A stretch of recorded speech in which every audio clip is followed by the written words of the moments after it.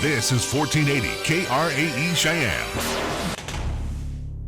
What you are about to hear is a sports talk radio show unlike any other that has ever before been broadcast in the capital city of Cheyenne, Wyoming, USA. This is Cheyenne, Wyoming's Sports Talk Authority. The Wyoming Cowboys, the Denver Broncos, the Colorado Rockies, and the Denver Nuggets. The show is local, it's regional, and yes, the show is national as well. Wyoming Sports Talk Today is on the air.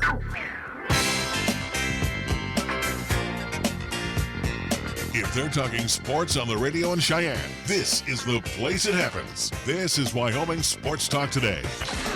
And Wyoming Sports Talk Today is being brought to you by Taco John's of Cheyenne. It's very simple. Taco Tuesday at all Taco John's here in Cheyenne. Jolly Rogers RV Sales and Service over on Highway 30, your exclusive home for Jayco RVs, fifth wheels, travel trailers. Again, a great selection of Jaycos on the lot, and you're going to find some great financing packages along with some great prices over at Jolly Rogers RV Sales and Service.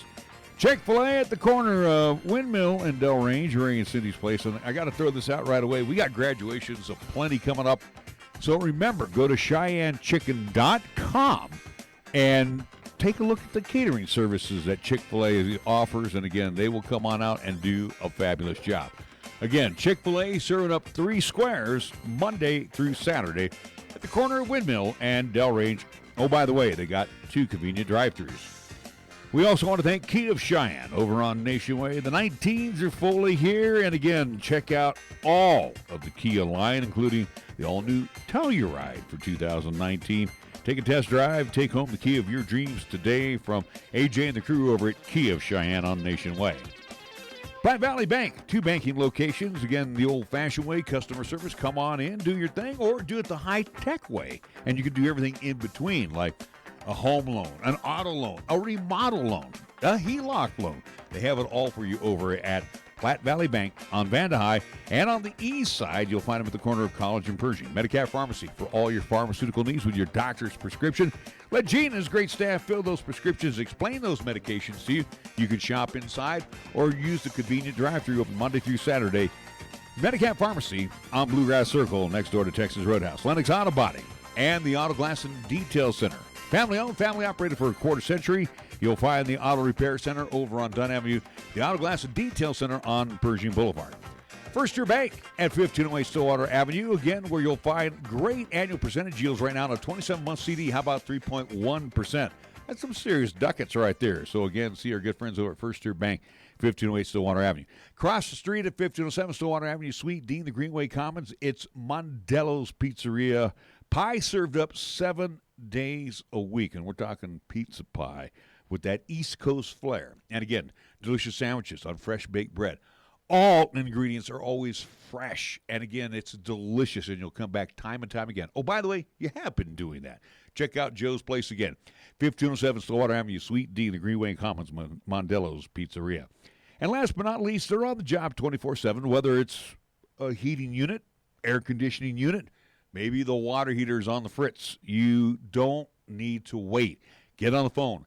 Get a hold of Marv's Plumbing and Heating, 1515 Logan Avenue. They're on the job 24/7. And we get things underway with our scoreboard. Our scoreboard is being brought to you by Pepsi of Cheyenne. We go to the Nexter. I'll keep it short and simple. Game, at least 3 in the Eastern Conference Final in NHL action. They will at least feature the Carolina Hurricanes at home. They will take on the Boston Bruins, where the Bruins do lead this series 2-0. That game will be seen tonight at 6 o'clock, and it'll be on NBC Sports Network. That's what's happening in NHL action for tonight. Major League Baseball, they move to the bottom of the 9th inning in Chicago with the Indians right now crushing the White Sox 9-0 in that contest. No outs in the bottom of the 9th. Games that'll get underway when we get out of here, it will be the Cubs and the Reds. Actually, they'll be on board around 4:40.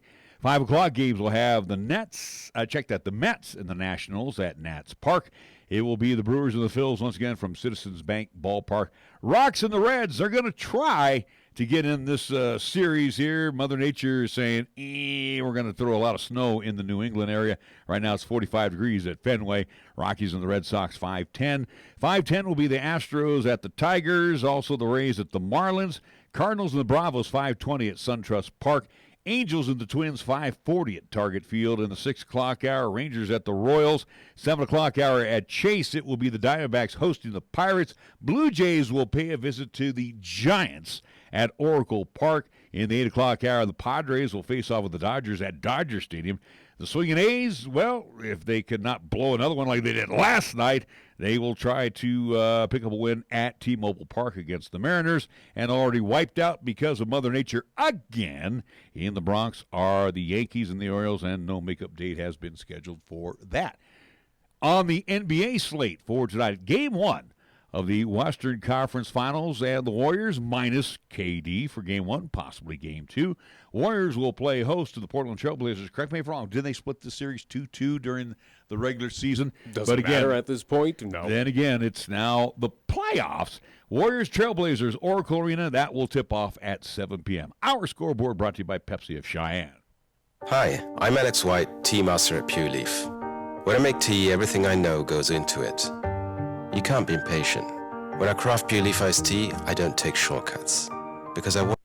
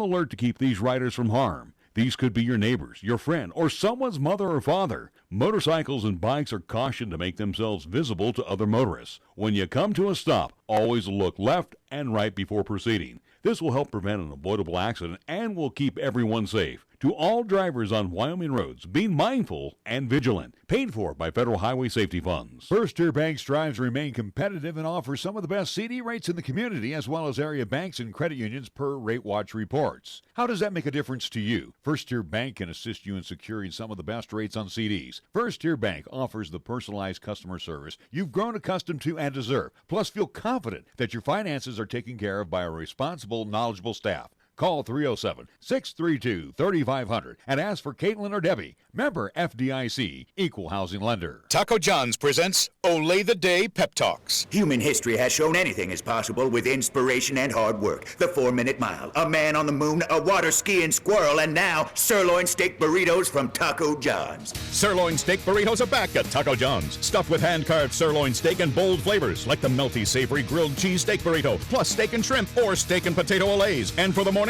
2 steak and egg breakfast burritos. Sirloin steak burritos are back, but only for a limited time. Olay the day at Taco John's. Here's the latest weather forecast on 1480 KRAE. For today, it'll be mostly sunny with highs around 78. Then for tonight, it'll be partly cloudy with lows around 47. On Wednesday, it'll be mostly sunny with highs around 80. And on Wednesday night, it'll be partly cloudy with lows around 49. Fat, lazy, and stupid is no way to conduct a sports talk radio show. We've thrown down the gauntlet, upped the stakes, and made it clear that when it comes to sports talk radio in Cheyenne, there's a new player in town. This is Wyoming Sports Talk Today, and it's only here on AM 1480 KRAE.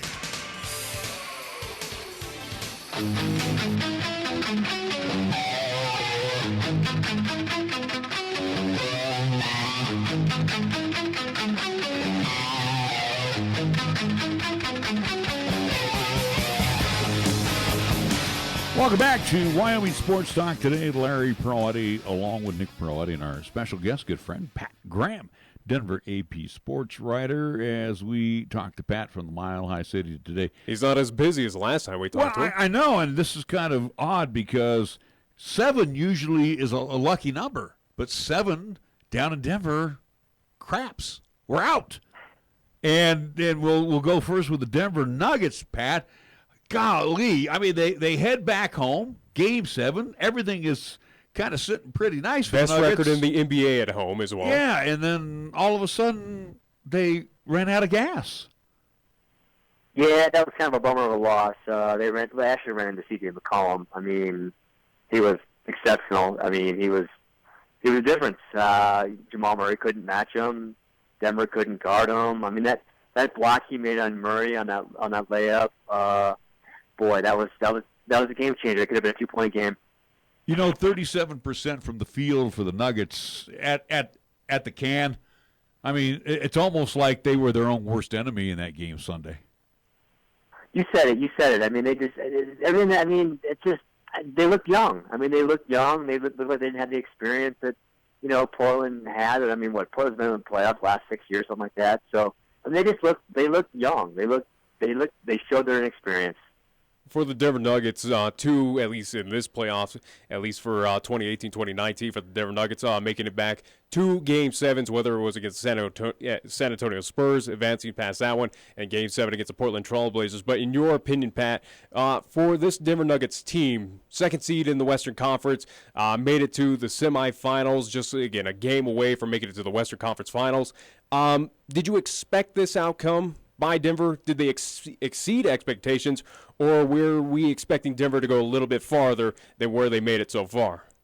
Well, I guess I'll answer that 2 ways. Number one is I think you can be bummed over the outcome. I think that once they got that far, you could be upset that maybe if you're a Denver Nuggets fan, you could be upset that they lost that game. I mean, Game 7, they could have had it. They worked all season for home court advantage. They've been so good at home all season. But I think to say that it defines their season, it's moving the finish line because if I told you at the beginning of the season that they would be the number 2 seed in the West, they would improve by, how many games they improved by. They exceeded they far exceeded expectations. And this team, as you know, you got to get experience in the postseason. The postseason is just a different game. I think Malone, next time he's in the postseason, will coach differently. I thought that, there were maybe some things that he could have done differently. I thought that maybe, they play a little tentative down the stretch. There's things that, when you have that experience, you do differently. And I think this team is, I think this team, the future's bright for this team. I like this team. I still think they needed another outside shooter like a JJ Redick or something like that. I still think they need something. And if you're a free agent, why wouldn't you want to come to Denver? You have one of the best big men in the league who's not who will pass the ball. I mean, he's a facilitator. I think this is an attractive place for a free agent. Ooh, that sounds like a KD call right there. Pat Graham joining us, Denver AP sports writer. Well, you never know. I mean, with KD, I think the Warriors are going to do everything they can to hang on to him. But real quick here, Pat, we were talking yesterday, being the talking heads that we are, and I think we, Nick and myself, and again, I've been a Golden State Warrior fan all my life, I actually kind of breathe a sigh of relief. And again, in my heart also, too, with the Nuggets have been here for 30-plus years, so, I was kind of pulling for the Nuggets as well. But I think the matchup for the Warriors, even though they went 2-2 with the Trailblazers, is a lot better. I was more scared of the Nuggets than I am of the Trailblazers. Well, yeah, exactly. And then, but what scares me, it's a guard-driven league. Am I right? If you don't have guard play, you don't have much of anything. You need guards. And Damian Lillard and C.J. McCollum are one of the best tandems in the league. And so if I'm Golden State, I don't know if I could say that I'd want Portland, only because Portland scares the heck out of them because they can shoot the heck out of the ball. Denver, you know what you're going to get. You're going to get, it's going to be dumping in the post. Jokic is going to do something. Murray, if he's on, they're going to be fantastic. If he's off, they're going to be like what they were in Game 7. I think Portland and Golden State's going to be a tremendous matchup, especially if, KD doesn't play until Game 3. With how well Denver did this season, and including the postseason, making to it where they did, again, playing 14 games here in the postseason, you alluded to it, but again, the big star with the Denver Nuggets is Nikola Jokic, of being on this spotlight here, again, early into his career with a young Nuggets team. do we see kind of a superstar status now being attached to Jokic, or is he still kind of a few steps away from getting kind of that respect across the nation? No, he's there. I mean, it would have cemented it a bit. It made the Western Conference Final. He'd have been a household name, or making trends toward that way. I think they need one more run for him to become to reach superstar status. I mean, he's an all-star. I mean, which is the first time since Carmelo Anthony. Denver's had one.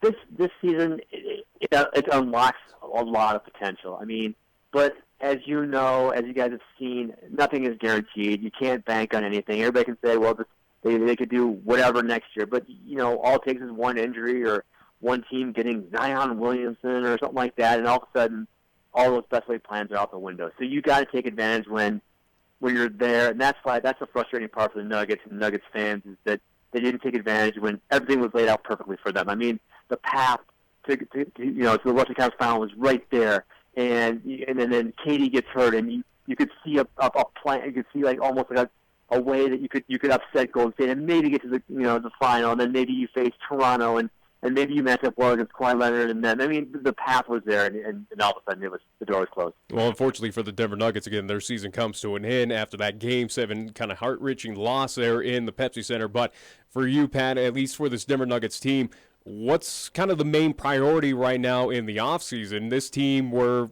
in my opinion, is pretty fine to stand kind of, no pun intended, at stay pat with the lineup that it does have right now. Or what does Denver need to address in the offseason before we get underway with 2019-2020? Well, first of all, you got to make a decision on Paul Millsap. The team has an option. You bring him back for $30 million. Do you let him go? Do you restructure that deal? Personally, if I'm the Nuggets, I find a way to restructure it because I think he's just a good mentor for these guys. He's a good voice in that locker room, and you need voices. So if you could bring him back on a reduced deal, that's probably what I would do.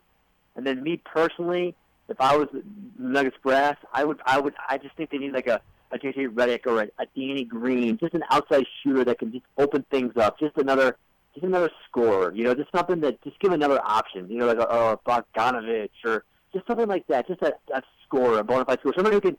When the game's on the line, you know you can count on them, and then they're gonna knock down those jumpers. With the Nuggets, and this is kind of new territory for them in recent years, they're going to be drafting in the lower part of the first round. So, I guess the question would be, as we look ahead towards the draft, could they be active, Pat, or are they just going to try to put maybe a package together and go after somebody big on the free agent market? Well, I think you probably. The thing is you can make arguments both ways. Okay, you could say, okay, we know you saw it. The bench struggled, especially in that Portland series. The bench just I don't know what happened to them. It was like they were so good all season, and all of a sudden you get to the postseason when the stakes are higher, and maybe your minutes are reduced because your stars are playing more, and they just didn't perform up to expectations. So you could say, there's two schools of thought. You could say, number one, we need to upgrade the bench. The bench just doesn't. They wilt under the pressure. Or you could say, hey, this is a learning experience for this bench. They will get it together next season. And that's kind of a risky move. But but I mean, I think Malik Beasley and Monte Morris, Will Barton, toward the end when he come off the bench. I mean, those guys, and Mason Plumlee for that matter. I like that core. I do, but you just need something to augment it. Maybe like I said, like a Danny Green or something like that. Just something that you could just throw in there, and you know that no matter what happens, they're going to be dependable. Pat, we want you to stick around. We're going to come back. We're going to remove the hardwood, put some ice down on the floor, and when we come back, we'll talk Avalanche hockey after these words right here in 1480 KRAE. When you say Mondello Pizzeria, think authentic Italian. When you say Mondello Pizzeria, think made fresh from scratch. When you say Mondello Pizzeria,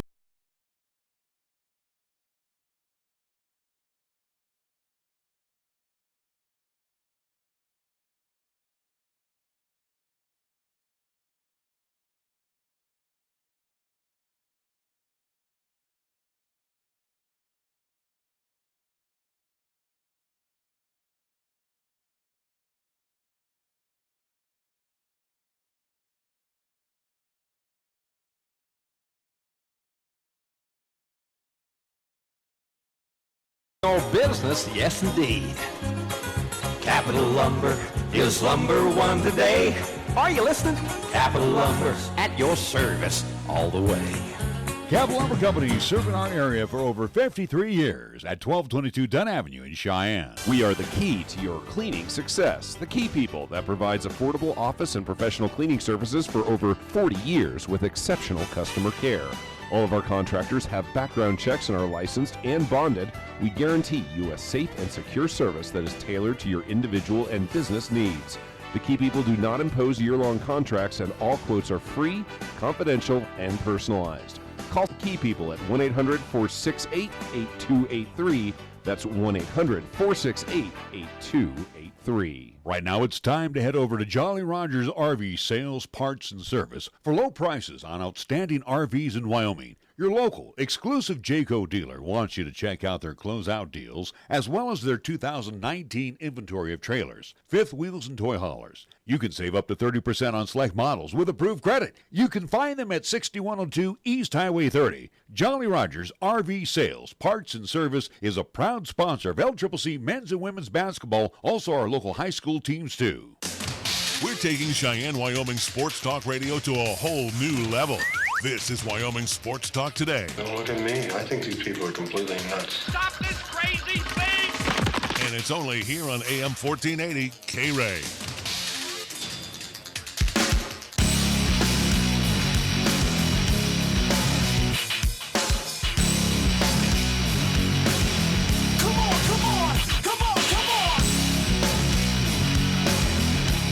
Pat Graham, Denver AP sports writer, he joins us here in our second segment as we get a chance to talk about the Avalanche. And Pat, I think you probably agree with me. A disputed offside, a bad puck handling in the defense area there for the Avalanche in that first period, and heck, we could be talking about Game 3 coming to the Pepsi Center. Just a couple of bad breaks, and the Avs fall to the Sharks. I mean, it was like this is not the way the script should have ended. Yeah, you're right. That play bothers me a lot. I just think that I don't understand. I don't understand the overturning of that. I don't get it. I don't think there's enough evidence to overturn that. I mean, Gabe Landeskog's skate was on the blue line. It could have been. Was it not? It could have been. Was the play on the ice call the goal? Yes, it was. So I don't know what they're seeing to overturn that call. I mean, it was pivotal. It was huge. It would have been a 2-2 game. It's just. I don't get it. I will never get it unless I see a replay that shows me otherwise. I don't understand it. I don't understand how that got overturned.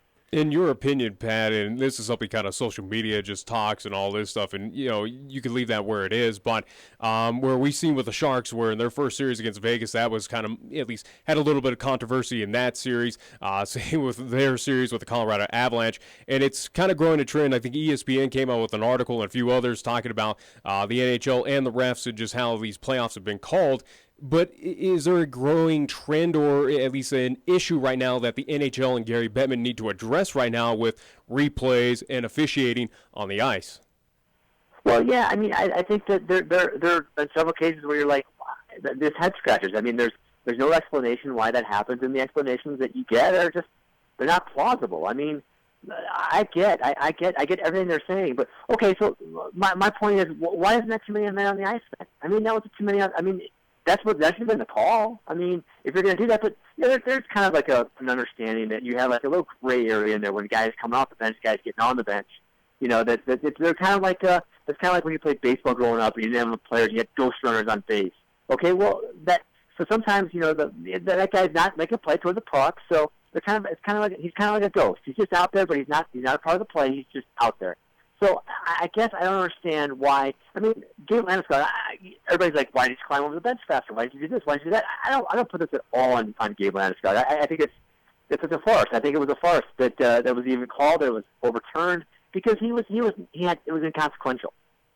Let's put you to the report card side right now on Coach Jared Bednauer. And again, they come in as that second wild card. They also made the playoffs last year and kind of wore down Nashville. So, I mean, he's taken these young guns, we mixed in with some veteran talent. But, I mean, give us your report card on Coach Bednar.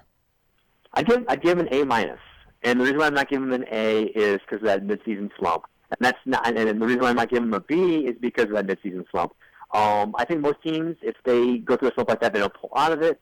this team went 8-0-2 down the stretch to get that eighth, to lock up that final wild card spot. That's a lot coaching. That's a lot of, depending on Philip Grubauer. I just think that, I'm very impressed with what Bednar's done, and I would be disappointed if Colorado doesn't take the next step and become one of the, and host the first round series next year. I think that's the next step for them. I think that their mentality isn't.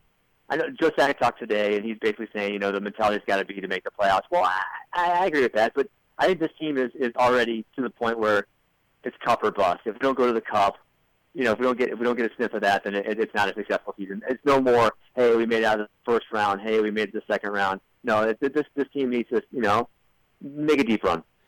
In your opinion, does this make a difference to the Avalanche franchise by having the Colorado Eagles up the road now, where the Avs will be able to make some player adjustments throughout the course of the season, even into the playoffs? Heck yeah! I mean, it gets a guy here faster. I mean, when you're down in San Antonio or whatever, or wherever you were when you're the Monsters in Lake Erie, wherever you were, it was a difference because it was a long plane ride to get there. Sure, I granted they're on the road, but you can plan ahead and. It's just so much more convenient when you're an hour drive. It makes all the difference in the world. You can get guys here faster. It saves wear and tear, and you can make emergency decisions. As you're talking about expectations next season for the Colorado Avalanche, getting to the Stanley Cup final, if not winning the Stanley Cup, but again, playing there in a tough Central Division, they have a lot of talent there, whether it is St. Louis, Winnipeg, again, whoever else is going to be in front of the Colorado Avalanche trying to win that division or at least kind of get that higher seeding. But for the Avs in the offseason, as we talk with the Nuggets, we'll focus on the Avs now. What else do they need to address in the offseason to get to that point, to up in a St. Louis, up in a Sharks team, a Vegas, whoever they're going to see on the western side of the playoffs come next year?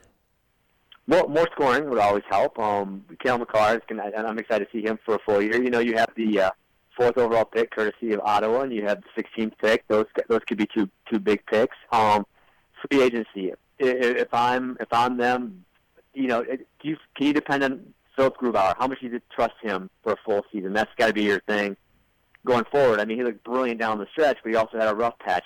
I think that he could be a number one goalie. I think you can rely on him. So he would be my primary guy. And then do you bring in a backup? Who would you bring in as a backup? Like when they brought in Bernier and stuff like that. Do you bring Varley back? I don't necessarily know if I see that. But you have some big decisions. I mean, the biggest one to me is you got Mikko Rantanen's a restricted free agent. You got to find a way to lock him up, make him happy. He had a tremendous season, and you also have some other restricted free agents like JT Compher and Alexander Kerfoot and guys like Nikita Zadorov. So you guys make some decisions on those guys. The ownership of Kroenke, running these programs over the last few years, it's come under some scrutiny, but. I guess when it's all said and done at the turnstiles this year for both the Avalanche and the Nuggets, they're going to show that this season was very profitable, especially with the postseason run that they had. Yeah, it really was. It certainly was. When you have when both teams going deep into the playoffs, it's a good thing. And it was funny because Jared Bednar made a comment that him and Michael Malone were trying to get together for a steak dinner. They'd made plans months before the end of the season, and they're like, hey, when the season ends, we'll get together for a steak dinner. And they just kept getting pushed off because they kept making these deep runs. I guess now they can have that steak dinner, reminisce on what they both did. And I think in both cases, I mean, these are young, talented, energized franchises on the way up. I mean, both teams are. I mean, if you're an Avalanche fan or a Nuggets fan, you got to be very pleased with the trajectory of these two organizations or these two teams. And what I'm driving at too is it time now that we're going to see, and we're seeing some of it, but are we going to see now the pocketbooks open up a little bit more on both the Nuggets and the Avalanche? Well, yeah, I think so, but how much can you open them up? I mean, the Nuggets, I think, are slightly over the cap, and you still got to address this Millsap thing. What else are you going to do? I mean, you can only do so much. Avalanche, they could make some moves, and I think they have some guys targeted, and it'd be nice to see them bring in, again, another bona fide scorer. They just need some help. I mean, you can't rely on Landeskog, Rantanen, and McKinnon all the time. You gotta find some secondary scoring, and they had some of that this year in the playoffs, but not enough.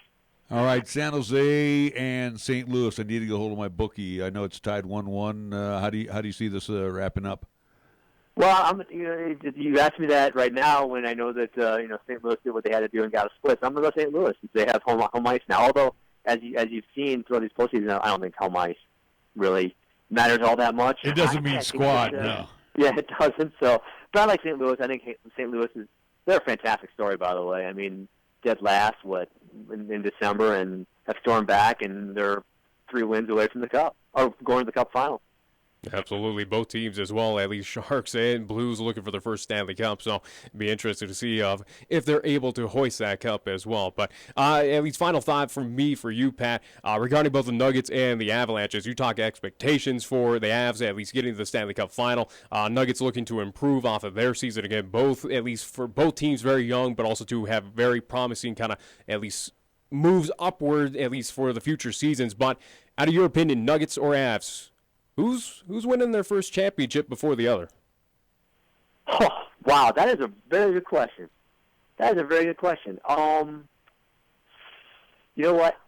I can make the argument for both, only because I think that the Golden State's window, I know you don't want to hear this, but it could be opening up a little bit for other teams after this season if KD leaves. Although I think they're a great team with Steph and Clay and all them.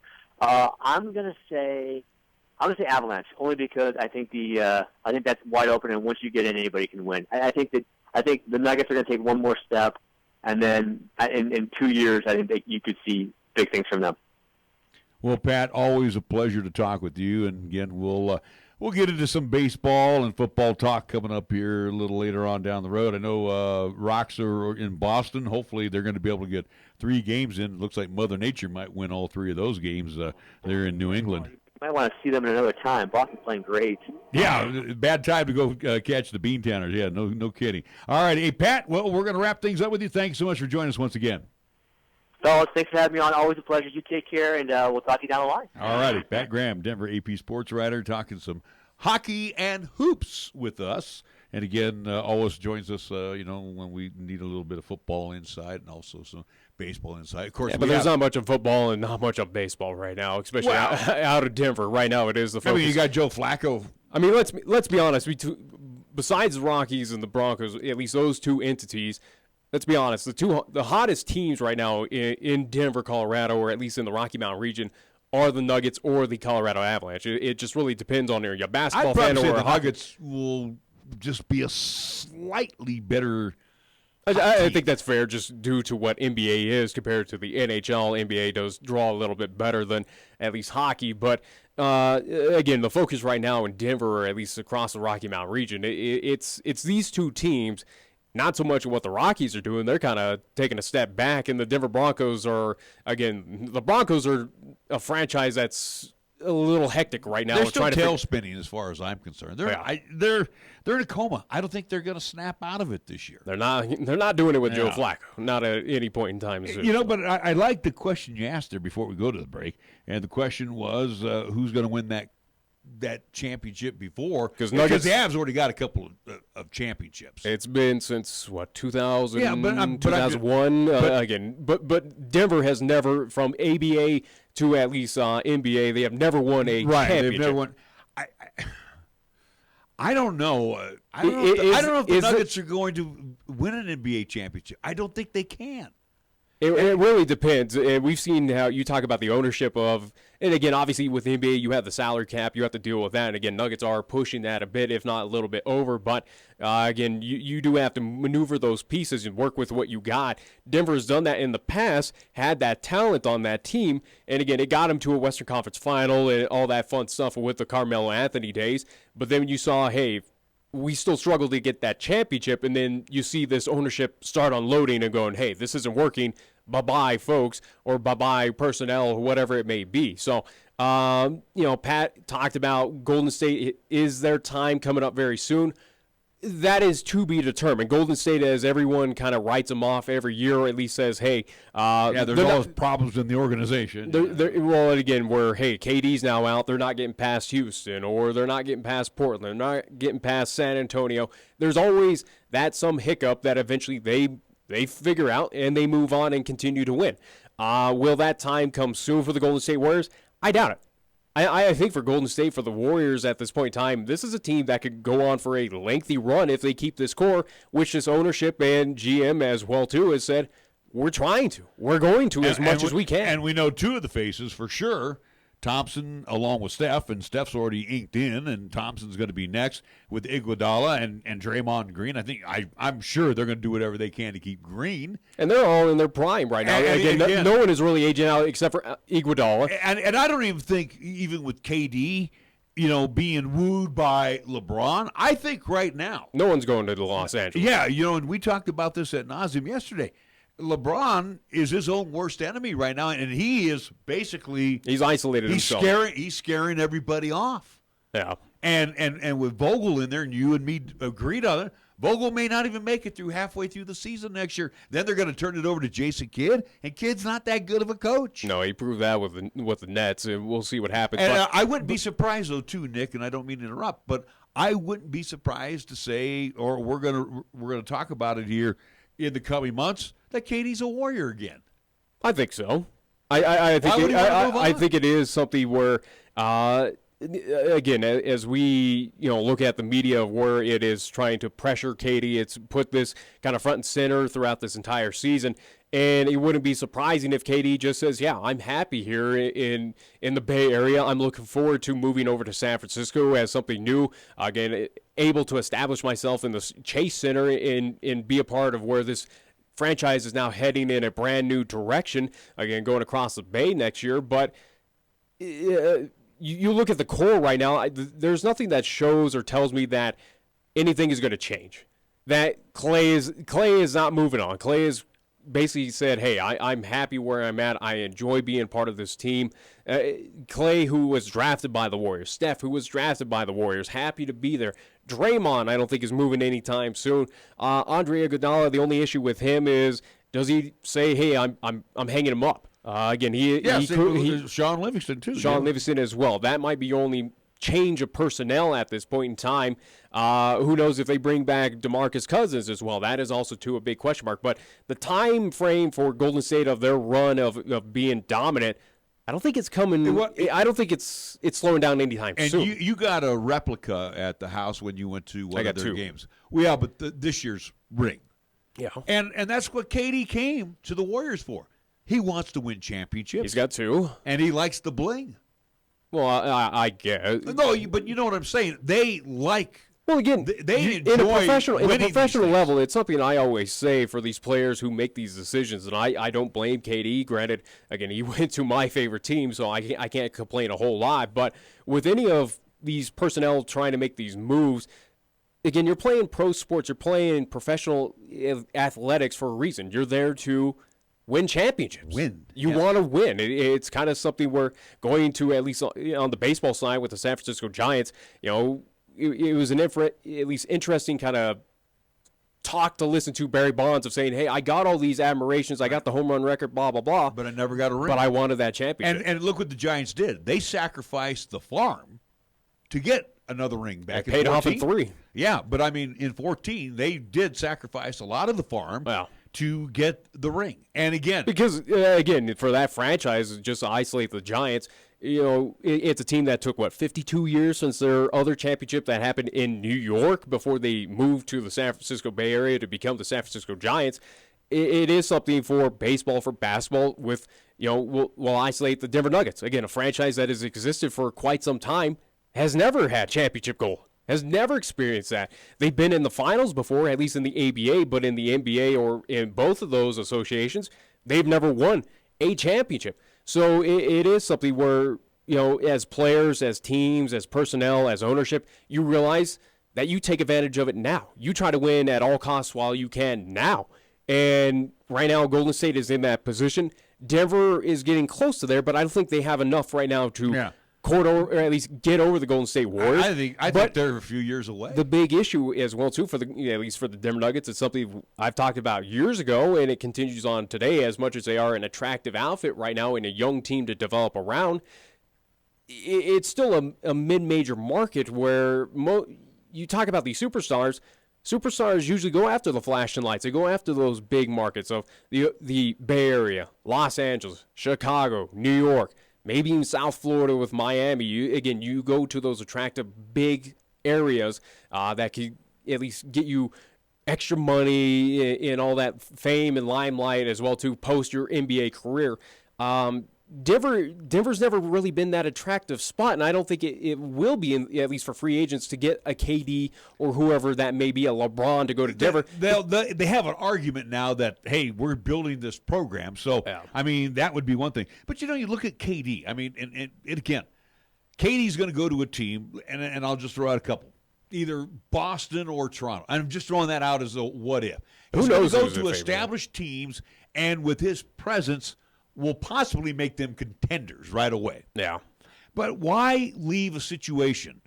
And again, this is not about money, because he'll get paid handsomely no matter what. He's getting paid now, and he's got endorsements. He's got all that fun stuff. So the thing is, why leave a situation that is good and the operation, and we read it yesterday with the Warriors owner, hey, I don't want to mess with stuff. Yeah. I like what we're doing. Why leave a situation where in the NBA we judge at least legacy? We judge, we judge who is a legendary player or a greatest of all time due to championships. That's why we have this great debate between LeBron and Michael Jordan. But who always kind of comes out and wins on that argument is Michael Jordan, because you talk about his 6 NBA championships and what he did as well too on top of his career. But it is something where you are judged about your championships and what you've done with those teams. And I think KD, in this situation, I don't see him leaving the Warriors, because it is something where it's almost a guarantee. And by the way, you mentioned with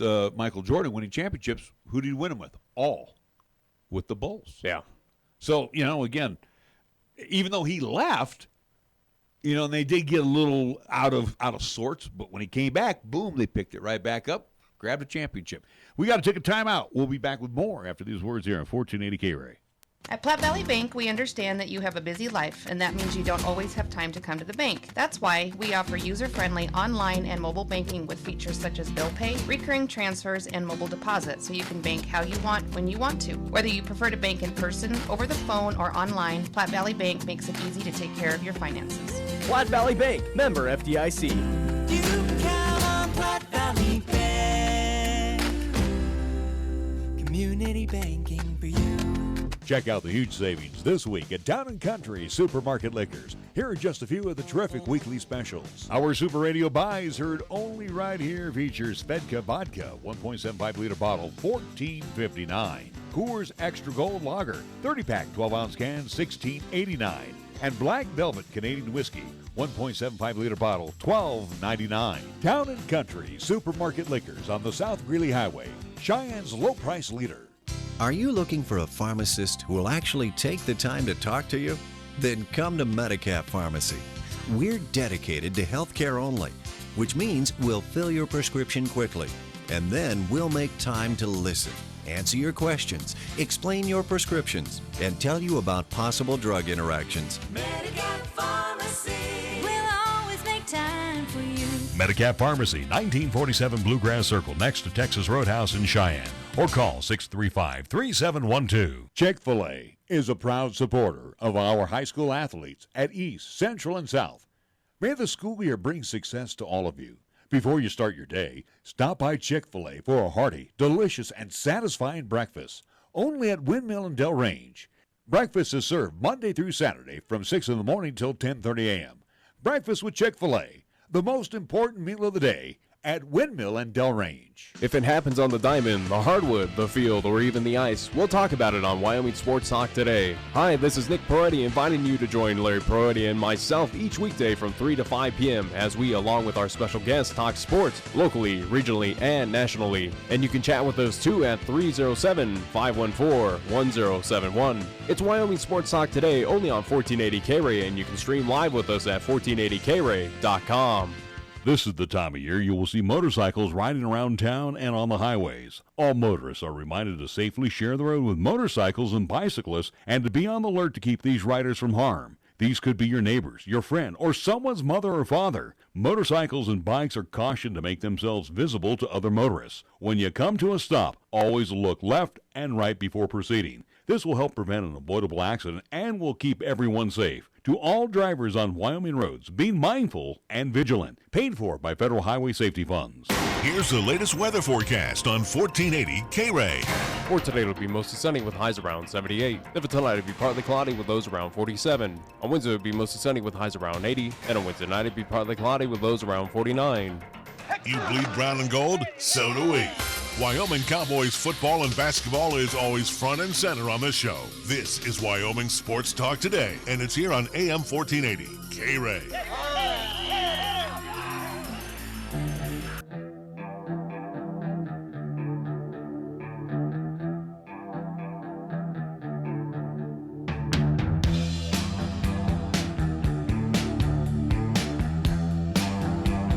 Where's the ping pong balls at? It's time for the NBA Draft Lottery.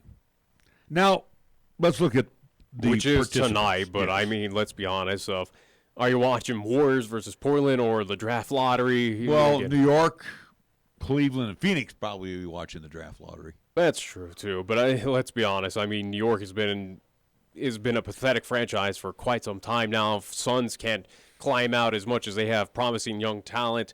Cleveland is not going to be the same for quite some time, even though they got their new head coach out of Michigan. They signed him a few days ago, but those are three franchises that I doubt this is really going to make a whole lot of difference. Let me say this in just all honesty. And I was having coffee with a buddy of mine today. And, you know, the NBA, Adam Silver especially, is so, dare I use the word, he's got the bromance with LeBron James. Look where the Lakers are at. They got a 2% chance tonight of getting that top pick. They're not going to get it. Usually that high of a percentage, yeah, again, it is determined of how many ping pong balls you do have in that. It is an actual lottery where, again, it does spit out whoever. So again, it should go Lakers, the whole. Lakers are not. But if they do, would you have some questions about it? It would be very surprising. I mean, they got a 2% chance. I would not base it off of luck. I would question of what is really going on with that high, at least that low of a percentage. Again, anything is possible, but in the NBA draft lottery, more than not, and it is much more than not, that again, those teams that did finish dead last usually come away with that top pick. So I just don't see it. I doubt it would happen. If it does, you would have to stop and pause and go, seriously wrong. Yeah, what is going on here with the NBA and why did that happen? But again, Cleveland. Just keep that in the back of your mind tonight. It's not going to happen. But again, I don't care about the draft lottery. My team's already set. For the Cleveland Cavaliers, again, they have an opportunity. The New York Knicks. Knicks haven't had a number one overall pick since 1985 with Patrick Ewing. So, and then the Phoenix Suns, they have an opportunity. So Chicago, the Bulls as well. So again, and throw in Atlanta too. Atlanta's got about a 10.5%. Basically, all teams are right now are at least trying to get that number one pick, and that's more than likely to be the big guy Zion Williamson out of Duke. Basically, he is going to be projected as the number one guy. He is the favorite in the draft. So basically, this is the Zion sweepstakes for all four of these teams coming up here tonight. Who will get it? Again, it is up to the luck. It is up to the draw of that lottery ball. And whoever gets it, again, as we break it down with Zion, he's going to add talent to any of those teams, with Cleveland, with Phoenix, with Atlanta, with the New York Knicks. He's going to have to be reminded it's a rebuild team, though. Everything that he joins, if you look at the first five teams, New York, Cleveland, Phoenix, Chicago, and Atlanta, they're all rebuilds. I don't think that's a bad thing to think about, because go back years ago where we are right now, even though the team just got eliminated, you look at with the Philadelphia 76ers, the old adage with Embiid and that crew out there, trust the process. Well, the process certainly has worked. I mean, obviously they're making it to the playoffs. You have to make it to the finals and all that fun stuff, and they could in years to come. But again, Zion, I don't think he has a bad mentality going into with any of these teams of, hey, it is a rebuild. That's commonplace when you are dealing with these teams that are drafting you number 1 overall. The question is Zion, is he the main guy, or at least is he an entity that you could build a franchise around? Could he be that developing superstar? His years at Duke, we know he's injury prone. Not too much to worry about, but it is something where is he a guy you could build around, that you could put a franchise on his shoulders and he can carry it with you? No, I don't see it. No, I don't see that either. So, who's going to be that? Who's that diamond that's going to be the franchise guy? I could not tell you at this point in time, at least of the upcoming draft. But again, the guy, or at least the one that is spotlighted, is Zion. But I just don't see of him being a franchise builder, at least someone you could build around. He could certainly be an added talent, but I just don't see it. It's kind of... It reminds me years ago where we saw the hype up with Anthony, at least Bennett, I do believe, out of UNLV, where he eventually got picked up and turned out to be quite a big bust. Right. Well, there's been busts as well, not just with him, but the thing is, I don't expect Zion to be out of the league soon. Do you call the kid in Los Angeles a bust from UCLA? Ball? Yeah. Do you call him a bust? He's got talent. I know he's got talent, but is he a bust? For being a top 5 pick, top 5 pick. I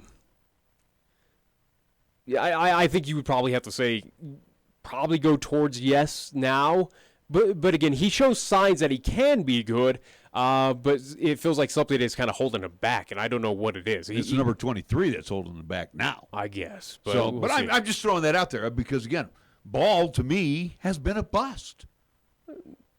I would say at this point in time, after, again, of years of seeing what he's done in the league, again, he had promise early on, and he still shows he has talent, but there is some brick wall that he's hitting that is just, whether it is his family, his pops, whether it is just playing with the Lakers, being under the tutelage of LeBron James, something feels like it's holding him back. Look what the Lakers did, though, before they brought LeBron in. Made this big old movement, shipped off a lot of talent, young talent, and brought in some to replace that didn't. They haven't done squat.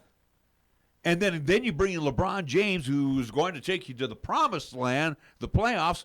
And in 3 years that Lonzo's been there, they haven't done nothing. But I don't put that solely on Lonzo. I think right now, as we're seeing the Lakers unfold, that whole franchise has issues at this point in time. And maybe that is what's holding back Lonzo Ball and a few others there with the Los Angeles Lakers again, with the ownership, with the GM, with the head coach situation, with bringing in LeBron. It just seems like it's been one bad thing after another for the Los Angeles Lakers. So I don't say where the Lakers are now. I don't put it solely on Lonzo Ball for not being that talented. I see talent in him, and I think it's just this Lakers franchise that's kind of holding him back to showcase that off. It's hard for me to say that he's a bust because he's been put in a bad situation with the Lakers, with again those other entities as well too that were drafted with a Kuzma, whoever else for the Los Angeles Lakers. They were put in a bad situation with the Lakers, and that's what we're understanding right now. Yeah, well, like I said, they're not going anywhere. Even in this draft, I don't know what they're going to come away with in the draft. Yeah. Well, either way, though, again, draft is not happening soon. Let's put it this way. They're not going to be a Mendoza line team next year either. No, Lakers aren't going to do anything. But looking at the odds, though, for the draft lottery coming up, again, New York, along with Cleveland, and also to Phoenix, even though, again, Cleveland and Phoenix did have more wins than the New York Knicks. They're both at 14% to get that number 1 pick. They all have also 52.1% to get at least top 4 pick as well. We've seen oddities happen before where those favorites do fall a little bit further back. So that is a possibility. Chicago's right behind them with 12.5 to get number 1. Atlanta at 10.5. And then looking at the single digits, Washington, New Orleans, Dallas on the fringe, Memphis, Minnesota, and again, as you mentioned with the LA Lakers at 2%, 9.4% chance to get a top 4 pick. All right, we're going to get away from that here. We want to mention real quick here a couple of basketball notes. Brett Brown giving the fans in Philly a joy as he's going to return to be the head coach for next season. How about this? The Sixers, you ready for this one? We think about players making some cash. Yeah. The Sixers owe Brown nearly $15 million on a contract extension set to start next season, and management was determined to end speculation about his future and begin work on an offseason that includes decisions on retaining 2 prominent free agents, Jimmy Butler and Tobias Harris. Yeah. And I think he deserves that money. I think of what he's done. That's some serious And cabbage. I think that 76ers should retain those, but we'll see what happens. But again, of that contract, it certainly does deserve it, especially of what we just talked about with that team. And new Minnesota Timberwolves president of basketball operations, Jeroson Rosas, plans to interview candidates for the franchise's head coaching job this week, including Miami Heat assistant Juwan Howard and Portland Trail Blazers assistant David Vanderpool. According to league sources, interim coach Ryan Sanders will remain a prominent candidate in Minnesota's coaching search, but Rosas plans to engage in a process with outside candidates before formalizing a decision on a new head coach. So, Howard, he's interviewed with Cleveland and the Lakers. And Cleveland's already found their guy. No takers. Yeah, Lakers found their guy, so I guess there's that opportunity at this point. So, again, good luck with the Minnesota job as well. It's not really an attractive job. But it was at one time. It's not anymore. It really isn't anymore, especially now as we see other teams vaulting over in the West. Right now, Minnesota is an afterthought where some of those that were flirting around with Minnesota, kind of like, for instance, the Denver Nuggets, well, they vaulted into another level. We'll see other teams around them, like, for instance, Sacramento, should be better than them as well. And we've seen 2 teams do this now. We saw the Memphis Grizzlies, which were playoff bound, season in, season out. Well, Memphis pulled at Denver. They pulled at Denver of 2012 where they said, hey, we got into the playoffs, but we're bored with this. Yeah. It's not working. Bye-bye. And let's get cheap. And they did. And they play cheap basketball now. Well, again, now, when you get rid of your franchise player, at least the guy that was most recognizable in Memphis, Zach Randolph, who I think he's with Sacramento Kings, if I remember correctly. But again, when you get rid of your big man that was your superstar, so to speak, for the Grizzlies, yeah, again, you're cashing in. And for Memphis, they're on the same pace of Denver Nuggets where they were a few seasons ago. And you know who's next? New Orleans to join that crowd of being stupid. Well, we know that. And New Orleans, obviously, with getting rid of Cousins, losing that opportunity, and then now Anthony Davis is going to get traded. We know that. Yeah. New Orleans is in a complete rebuild as well. All right, we got to move into hour number 2. We will talk with the head man of the Cheyenne Extreme 18 under team. That would be Adam Galicia. He also has a player that he brought in as well. So we will be talking to Maggie Seghetti coming up here in hour number 2. So let's get to hour number 2 of Wyoming Sports Talk today. This is 1480 KRAE Cheyenne. Also being heard on translator K266CC Cheyenne at 101.1 FM. What you are about to hear is a sports talk radio show unlike any other that has ever before been broadcast in the capital city of Cheyenne, Wyoming, USA. This is Cheyenne, Wyoming's Sports Talk Authority. The Wyoming Cowboys, the Denver Broncos, the Colorado Rockies, and the Denver Nuggets. The show is local, it's regional, and yes, the show is national as well. Wyoming Sports Talk Today is on the air.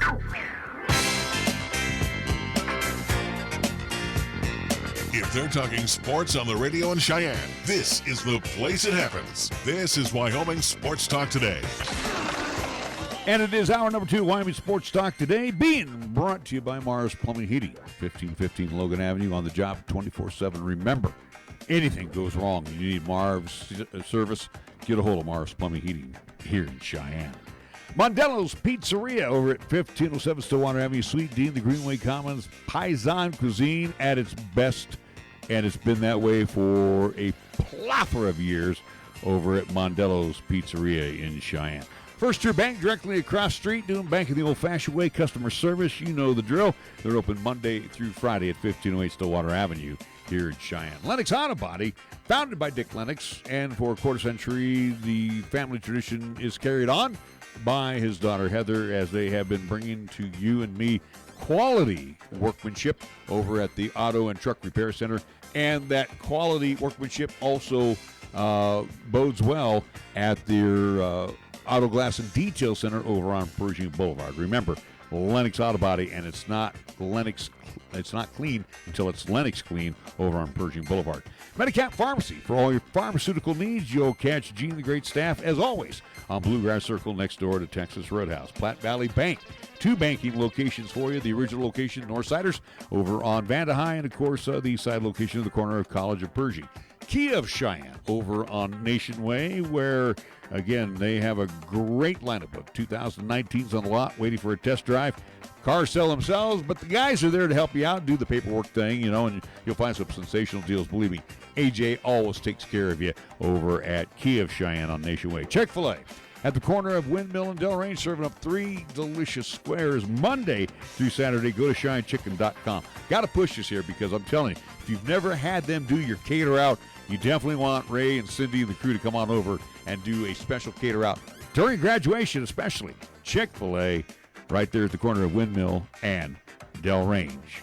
Jolly Rogers RV Sales and Service over on Highway 30, exclusive home for Jayco RVs, fifth wheels, and travel trailers. Check them out today and find some great deals on some remaining 18s and the 19s on the lot as well. And, of course, today, Tuesday, Taco Tuesday at all Taco John's of Cheyenne. And we get things underway with our scoreboard. We go first to Nick. Our scoreboard is being presented to you by Pepsi of Cheyenne. Mine's short, where I only have one game to focus on in the NHL, as it is Game 3 in the Eastern Conference Final between the Carolina Hurricanes, who will host this game, as they take on the Boston Bruins, where the Bruins do lead this series 2-0. You can see this game at 6 o'clock on NBC Sports Network, and that's what's happening in NHL action for tonight. Major League Baseball won the final of the books. The Indians have blanked the White Sox in Chicago 9-0. Orioles and the Yankees wiped out for a second straight day in the Bronx.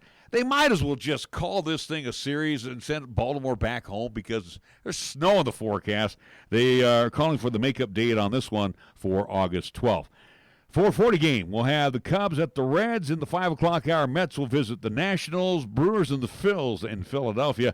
Rockies and the Bo Sox, 5:10 at Fenway. As the temperature is rather nippy, Kyle Freeland will get the call. He'll go up against Chris Sale. That ought to be a good matchup this evening if they get that game underway. Right now, looks like they will. Astros and the Tigers at Comerica. Also the Rays and the Marlins at Marlins Park. 5:20 has the Cardinals at the Braves. 5:40 Angels at the Twins. 6 o'clock hour, the Rangers will face the Royals at Kauffman Stadium. In the 7 o'clock hour, the Diamondbacks at Chase, where it's only 95 degrees right now in Phoenix. They will host the Pirates. 7:45 will have the Giants at Oracle. They will entertain the Blue Jays in interleague play. Padres, Dodgers at Dodger Stadium later tonight. Athletics and the Mariners at T-Mobile Park in Seattle. Our scoreboard brought to you by... Hold on. Oh, that's right. We got an NBA game. I'm sorry. It is the Western Conference Finals, Game 1 on tap for tonight. And the Warriors will play host to the Portland Trail Blazers in the Oracle Arena. Our scoreboard brought to you by Pepsi of Cheyenne. Yo, this is your cup holder talking. You know me, the little round thing between your car seats. Now, listen, we need to talk. Now, I normally have a nice cold bottle of Mountain Dew in me, but at the moment, I'm empty. That's right, no Mountain Dew. Nothing in here but a couple of quarters and a dime. A fully capable cup holder like me just carrying your loose change, it's embarrassing. Look, I'm not made for loose change. I'm round like a bottle of Mountain Dew. Glistening, cold, and delicious. I'm made to keep Mountain Dew within reach at all times, so you're never far from that incredible bold citrus kick whenever you need it. Just inches from your hand. So find the store already, grab some Dew, toss it back, then place that bottle where it belongs, and put that loose change back in your pocket. Mountain Dew. Do the Dew. Your locally owned and operated radio stations, KYOI-FM and 1480 KRAE AM, are just that, local. Serving Cheyenne and Laramie County, where your advertising dollar stays local too. It doesn't end up in Colorado, Oklahoma, New Hampshire, or even New York. We conduct business here, we shop here, and we live here. And we support our entire community 24/7, 365. Just because it has a window dressing doesn't mean it isn't a facade. A reminder from KYOI and 1480 KRAE.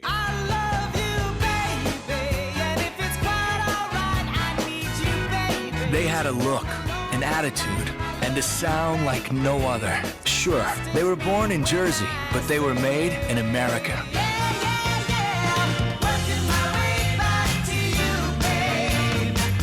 Jersey Jersey Boys, Broadway's Tony Award-winning best musical about Frankie Valli of the Four Seasons, coming to Cheyenne on Saturday, May 25th. Tickets at CheyenneEvents.org. Taco John's presents Olay the Day Pep Talks. Human history has shown anything is possible with inspiration and hard work. The 4-minute mile, a man on the moon, a water skiing squirrel, and now sirloin steak burritos from Taco John's. Sirloin steak burritos are back at Taco John's. Stuffed with hand-carved sirloin steak and bold flavors like the melty, savory grilled cheese steak burrito, plus steak and shrimp or steak and potato olays. And for the morning, 2 steak and egg breakfast burritos. Sirloin steak burritos are back, but only for a limited time. Olay the Day at Taco John's.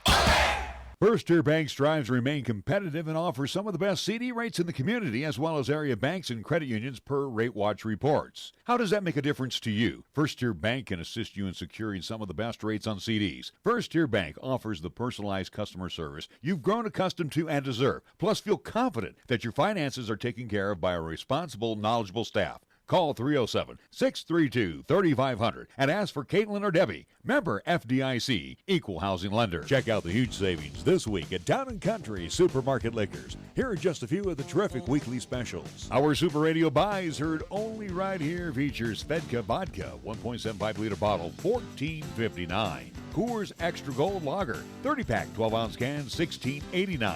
And Black Velvet Canadian Whiskey, 1.75 liter bottle, $12.99. Town & Country Supermarket Liquors on the South Greeley Highway, Cheyenne's low price leader. Here's the latest weather forecast on 1480 KRAE. For today, it'll be mostly sunny with highs around 78. Then for tonight, it'll be partly cloudy with lows around 47. On Wednesday, it'll be mostly sunny with highs around 80. And on Wednesday night, it'll be partly cloudy with lows around 49. Got something to say? Then get it off your chest right now. Phone lines are open at 307-514-1071. Make your opinion count and call the show. Wyoming Sports Talk today.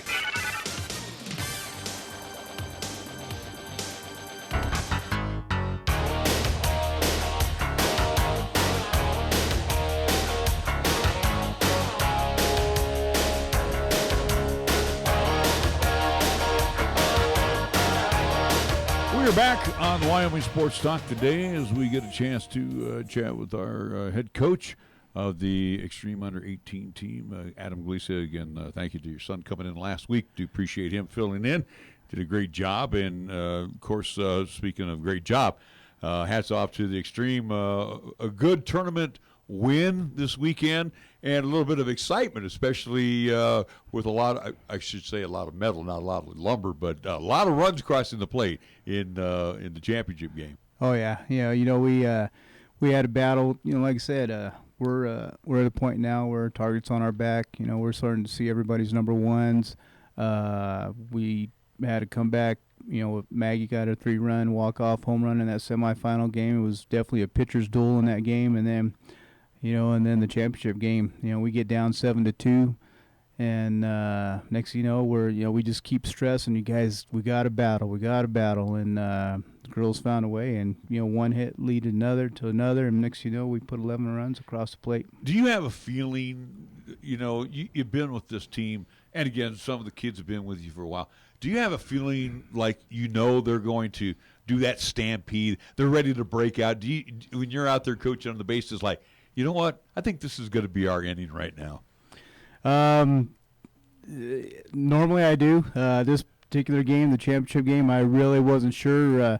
We've got some girls on our team that are still trying to find their place. Still, we're trying to teach them that to battle. They have some comes from some teams that weren't so successful in the past, and so they're learning that part. And I think they're really coming along in that area. And but once it got going, once we strung those 2 or 3 hits, yeah, you can just see the excitement, and they were just ready to take off. As you're talking about seeing a lot of number ones for these opposing teams down there in Arvada, at least where you competed in the TNT tournament this past weekend, a very successful tournament. But for the Cheyenne Extreme, as we talk about here, we mentioned yesterday, soccer state tournament happening up this weekend, track and field. Again, a lot of sports wrapping up on the high school side.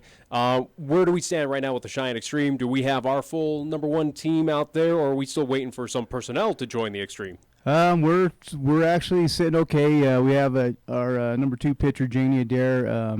She was at regional track this last weekend. She actually made it down there on Sunday, which was a big help. We needed her in that circle. And so they have state track this weekend, and after this weekend we should be pretty much good to go. You look at this team right now, and not so much it's a work in progress, but it's a team now that looks like it's ready to. And you've coached this team for many years, but it looks like they're ready to take that next step. Do you got that feeling of this team?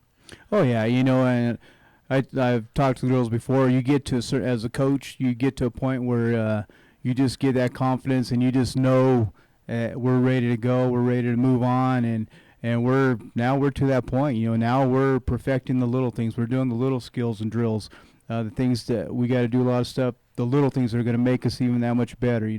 Defensive plays, throwing a little more offensive situations, and so it's nice that we've progressed that far, and we got to keep getting better because everybody wants to get a piece of us. All coaching styles are different, as we've kind of learned on basketball, whether it's football. However you kind of teach at least your athletes. But you talk about getting that confidence and expecting those wins. But how do you kind of keep your athletes a little bit humble, minus the drills? But I mean, just talking with your athletes, how do you keep them humble to not get a little too overconfident going into these tournaments of saying, "Oh, we don't really have to try. We can win just like that." How do you keep them just kind of at least taper back to go, we got to compete, but we can still win?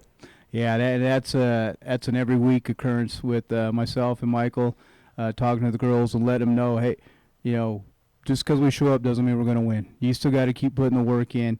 You do all your talking with your play on the field, and the only way you're going to do that kind of talking is just to keep working hard. And so we're constantly talking about that, just trying to keep them humble and just keep working hard. It's a good point that Nick brought up. And again, too, as a coach, sometimes you have in the back of your mind a little bit of doubt. Weather was kind of, a killer last week where you couldn't get a lot of outside work done, so you had to move indoors. And again, even the teams down south, they get that opportunity still to play and get some work outside because they don't get the severity of the weather like we do. Does this team just continue to impress you? I mean, even with doing indoor work last week? Yeah. And actually Tuesday was funny because Tuesday was that real foggy night, and we had all the moisture, and the city didn't close the field. So I told the girls, if they don't close the fields, we're going outside. And so it actually turned out to be one of our best practices of the year. The girls got a little excited just because of the weather, and they had a little bit of hop in their step, and they did really well. And then Thursday we had to go indoors. We had no choice. And, so we got a good hitting session, good pitching session indoors. And it worked out to be a pretty good week of practice. It really did. Well, hopefully this week, as we're expecting 70s and 80s, so hopefully we'll be able to practice outside for at least full week. But as we look at it again, going off of game changer stats as we talk, it's a little issue on getting correct at least stuff. But right now, looking at your overall at least record, 17-5-1 at this point, again, coming off of at least TNT Tournament Championship. Right now for you, Adam, are we meeting expectations of where you're at right now in the season? Are we above and beyond? I mean, what's your thoughts of being 17-5-1 at this point of the season? I'm not going to lie. We're definitely above and beyond my expectations. Not that I didn't expect to be successful, but I've kind of told the girls, somewhere at the end of May, 1st of June, I expected us to really start gelling.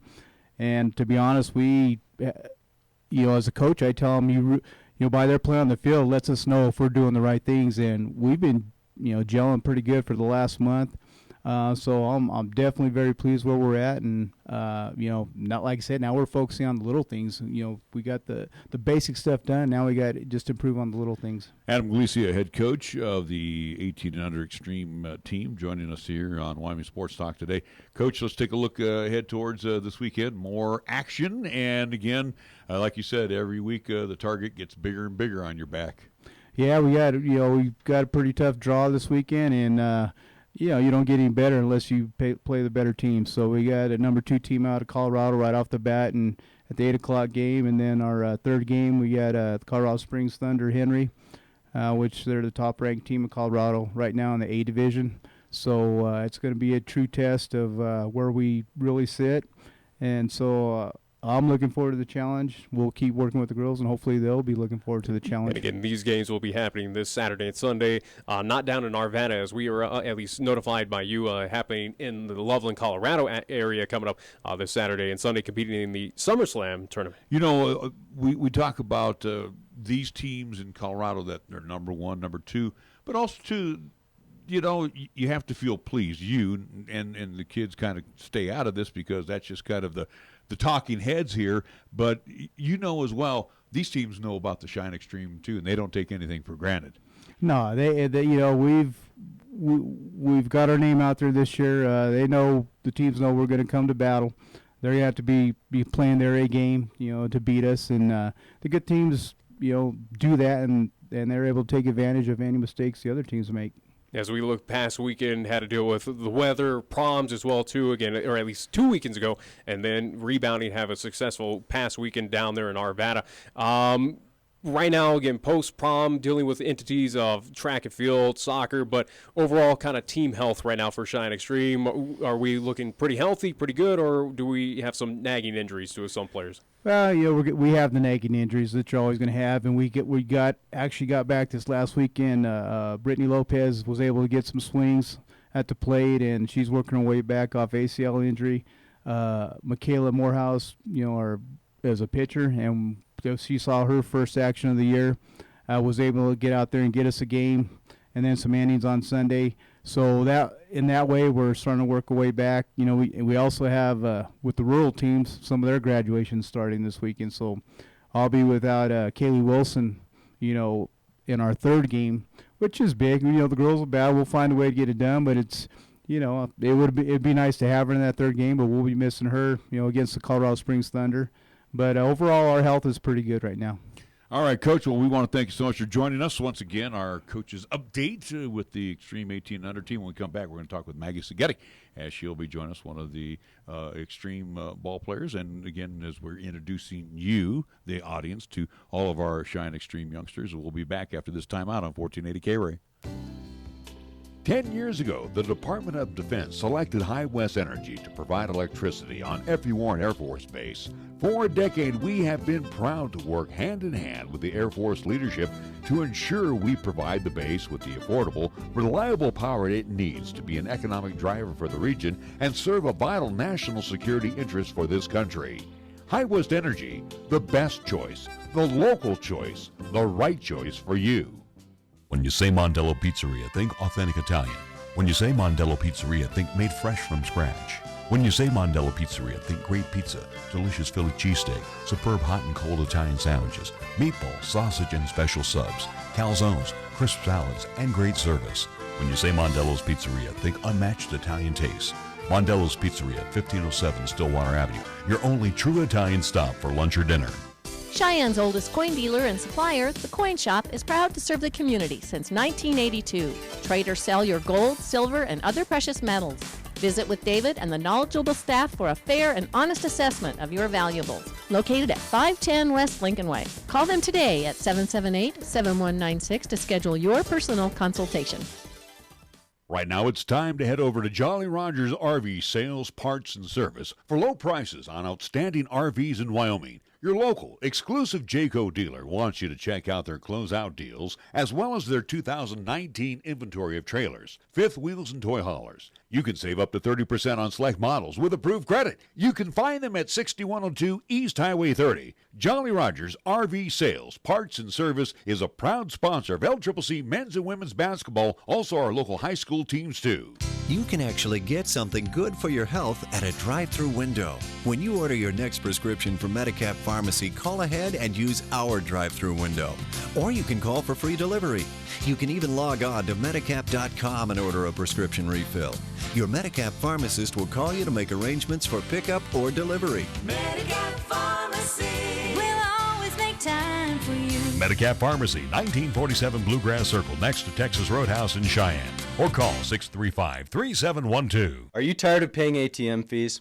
Hi, this is Rick Flood, president of Platte Valley Bank in Cheyenne. Use your Platte Valley Bank ATM or Visa debit card at any ATM anywhere. We won't charge you a fee on our end, and we'll reimburse any fee you incur at any other ATM. That's right, no ATM fees at Platte Valley Bank. How about that? Platte Valley Bank, 3310 North College Drive and 421 Van High Avenue, or pvbank.com. Member FDIC, Equal Housing Lender.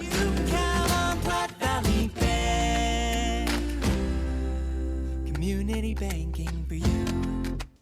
Here the season never ends. From Wyoming sports to the Broncos in Denver. From Rockies baseball to talking hoops with Nuggets basketball. Local, regional, and national. This is Wyoming Sports Talk Today, right here on AM 1480 KRAE.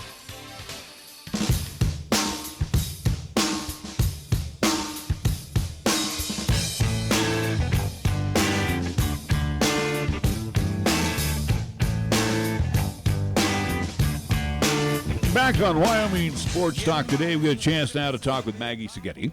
Hi. And how are you doing today? I'm good, thank you. I like that ETTI. That's like Pro Eddie. Seghetti. Well, We got to be from about the same area of Italy. Our families probably were around there somewhere. Anytime it ends in an ETTI, that means we know how to, on. I was going to say, we know how to pronounce it, but others don't. That's right. Well, we know. Yeah. That's all that matters. You have to be a true paisan, and again, her name ends in a vowel. Can't be all that bad. So, Maggie, welcome to the program. You're a senior at Cheyenne, so I guess right now we're going to say congratulations. You're going to be graduating here in a couple of weeks. I guess the excitement right now is kind of building a little bit. Definitely. I only have like 8 days left, and I've been counting down those days since like 20 days, so it's getting close, and I'm pretty excited. All right, we want you to have a fun summer, but what's next for you after East? I'll be going to LCCC. I'll be studying accounting and business, majoring in both.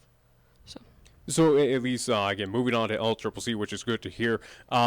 With here with the Cheyenne Extreme, are you looking after graduating at LCCC to continue on the softball career? Or, I mean, what's kind of the goal for you, at least kind of post-athletics outside of high school? My real goal is just to start a good life, have a good life going, and softball was my goal.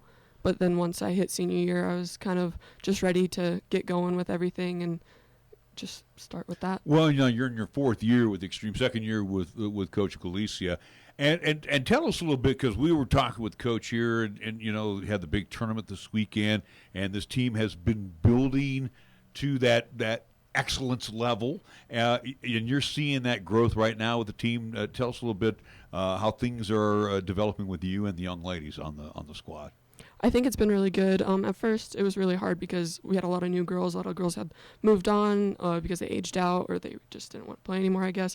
And it's been really good lately because we started getting Brittany and like Michaela back and everything. So we started to bond more, and like just recently we had instead of practice, we had a group night and we went and played rock band, and we just had a fun time. One of the things about the Extreme is commitment. And again, and you've been a student athlete, so you know what I'm talking about. But again, with the Extreme, it's a commitment with you, Coach Galicia. It's also a commitment where you get your family behind you as well, too. So yeah, a lot of times mom and dads are always there backing you and keeping you all fired up to play ball, right? Oh, yeah. My dad, he's called Mr. H2O on the team because he always provides the water and takes care of that for everyone. And my mom's always been there right by my side. Even when my dad couldn't come, she was the one driving me down to tournaments, if it was volleyball or softball or whatever.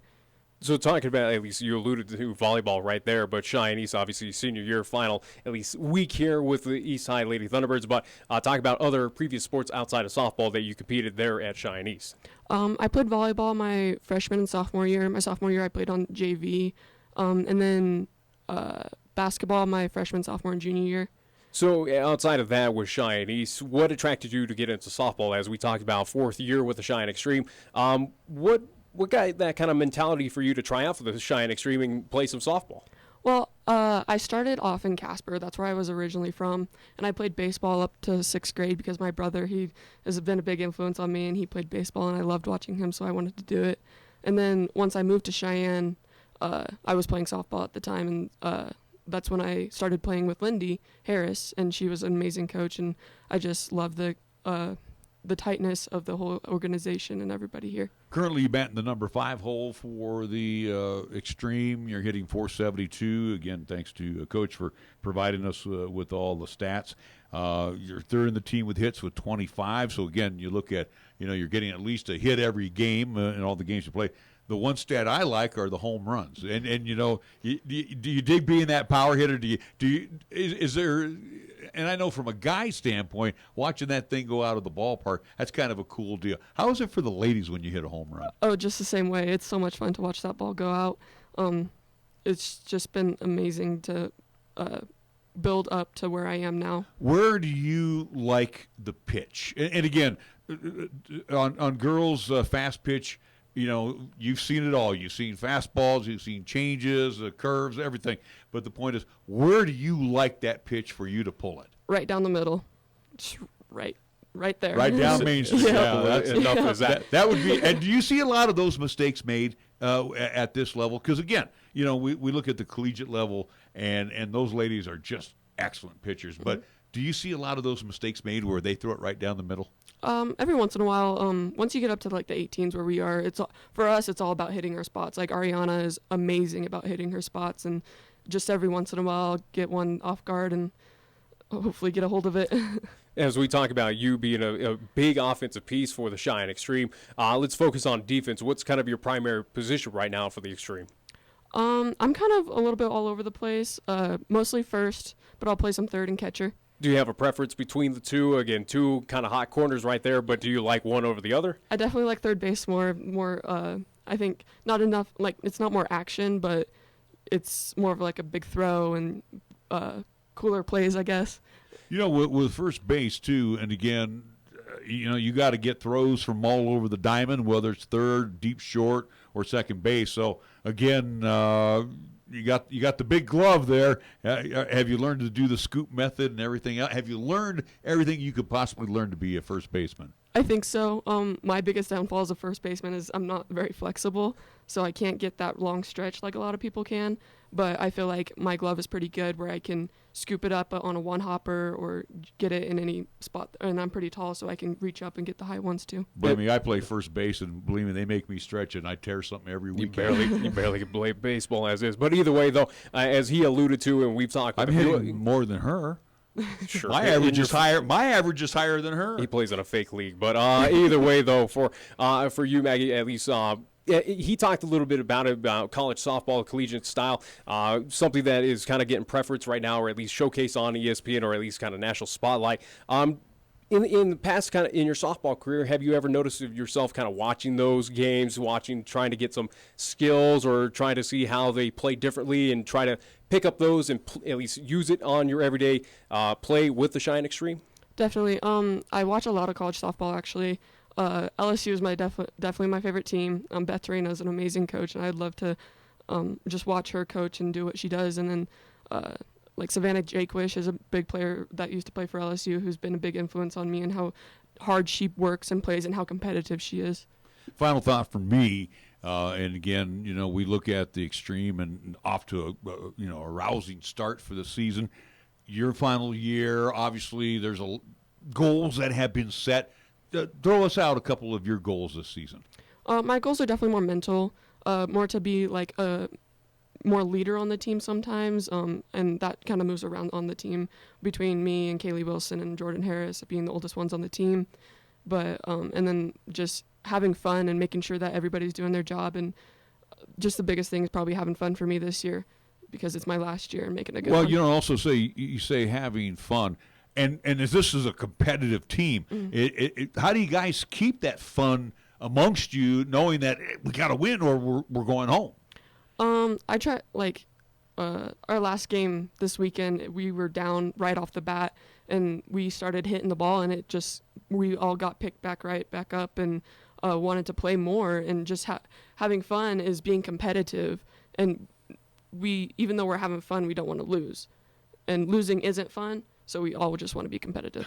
Just win every single game from here on out. It's as simple as that, and that's what we can only hope for the Cheyenne Extreme as they continue on, at least this season. And also, too, again, for you, Maggie, congratulations on graduating from Cheyenne East. Good luck to you. At least good luck to you as well out in LCCC. We do expect you at a few Golden Eagle basketball games as well, too, that we'll be at, and also to volleyball and soccer. So at least, again, we'll put that on you. We expect you to see out there at the rack every time, at least few contests. All right, we want to thank Maggie Seghetti joining us here on 1480 KRAE. We will be back with more after these words here. We're entering our 14th year and still going strong. I'm AJ Miller here at Kia of Cheyenne, and we always strive to make it easy for you to own a quality Kia vehicle for less. Right now, we can help get you into a new 2019 Kia Stinger and really make your day. Kia Stinger comes with an 8-speed automatic transmission, paddle shifters, push-button start, 18-inch wheels, leather seat trim, and heated seats, all standard. Come into Kia of Cheyenne, call 775-0123 or go to kiaofcheyenne.com. We'll make it easy. Chick-fil-A is a proud supporter of our high school athletes at East, Central, and South. May the school year bring success to all of you. Before you start your day, stop by Chick-fil-A for a hearty, delicious, and satisfying breakfast. Only at Windmill and Del Range. Breakfast is served Monday through Saturday from 6 in the morning till 10:30 a.m. Breakfast with Chick-fil-A, the most important meal of the day, at Windmill and Del Range. For almost 60 years, 1480 KRAE has been Cheyenne's home for good times and great oldies. Add to that live play-by-play sports featuring high school football and basketball, along with LCCC men's and women's basketball. Now combo that with KYOY-FM and you have Cheyenne and the area's only locally owned AM and FM radio stations. But we don't stop there. We also have 2 FM translators which serve the area with programming from both KRAE and KYOY. And that equals a lot of bang for your advertising dollar. Radio yesterday and now today, along with our websites, web streams, and digital ventures makes us your one-stop shop. For more information, please call Larry Proetti at 307-637-0301. They had a look, an attitude, and a sound like no other. Sure, they were born in Jersey, but they were made in America.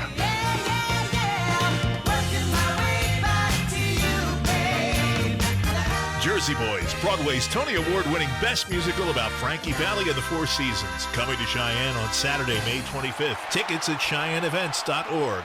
Check out the huge savings this week at Town & Country Supermarket Liquors. Here are just a few of the terrific weekly specials. Our Super Radio buys heard only right here features Svedka Vodka, 1.75-liter bottle, $14.59. Coors Extra Gold Lager, 30-pack, 12-ounce can, $16.89. And Black Velvet Canadian Whiskey, 1.75-liter bottle, $12.99. Town & Country Supermarket Liquors on the South Greeley Highway, Cheyenne's low-price leader.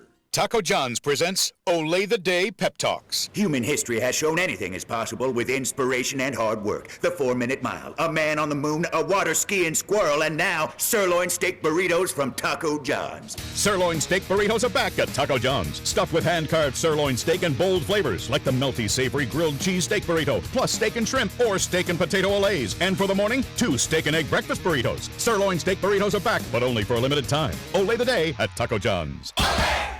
Here's the latest weather forecast on 1480 KRAE. For today, it'll be mostly sunny with highs around 78. Then for tonight, it'll be partly cloudy with lows around 47. On Wednesday, it'll be mostly sunny with highs around 80. And on Wednesday night, it'll be partly cloudy with lows around 49. Tired of lazy and predictable sports talk radio? We know you are. This is Cheyenne's new sports radio home. It's Wyoming Sports Talk Today, and it's right here on AM 1480 KRAE.